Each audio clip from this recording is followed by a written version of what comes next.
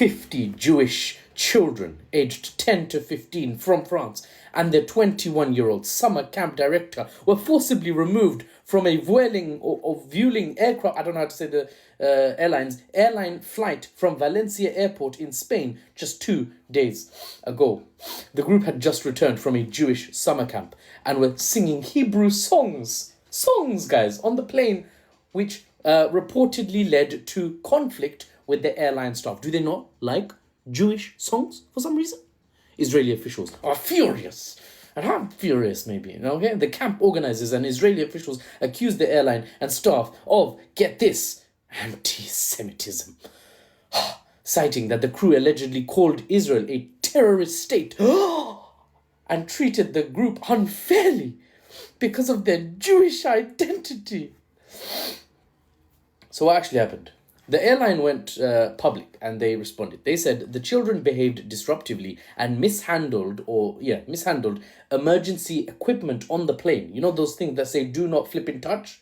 Yeah, those ones. Creating safety risks, according to the airplane staff. And then Spanish police had to be called to intervene, and they then arrested the camp director after she refused orders and was therefore handcuffed and detained for resisting arrest. It got into a whole kerfuffle. There's a video. I won't share it. You can probably find it if you type in 50 Jewish children left stranded, and the minors were booted off the plane. The children were left stranded at Valencia airport in Spain, awaiting new travel arrangements, causing outrage and condemnation from Jewish communities and Israeli officials. Obviously, not all Jewish communities, just apparently the ones that matter, whose opinions actually matter, at least to the Western world.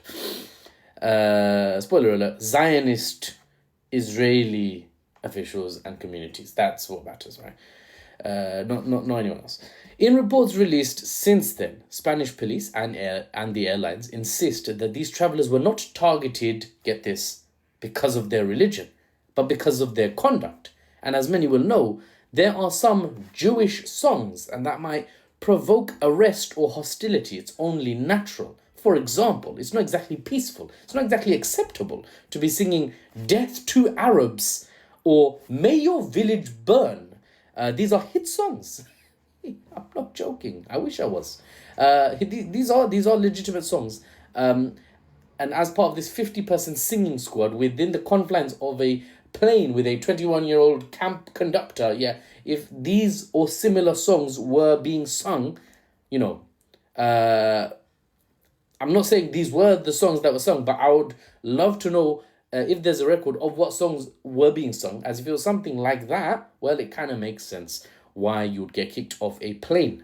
Not even taking your dodgy behavior into account. Now, that's the news. Here's the brief analysis. Guys, there was a time when anti-Semitism was a victim card used by a great many effectively. Real anti-Semitism was lost amongst the noise, the kerfuffle, the crowd, the noise that was generated by Israelis that used the term as a sort of catch-all, as a sort of get-out-of-jail-free gotcha card, gold-plated, ready to be used anywhere, anytime, There's like really popular MTG cards, really popular Pokemon or Yu-Gi-Oh cards. They become like staples. They become the meta if you're a card geek, a nerd like I was, and absolutely I'm not anymore. This victim card is definitely the meta, right? It almost seemed to be the case some time ago that if anyone was harmed or persecuted or targeted, no matter the context or the behavior or the words spoken or the things done, it doesn't matter. As long as they were an Israeli ready to shout anti-Semitism, they were safe, they were kushti, they were 100, as the Gen Zers say.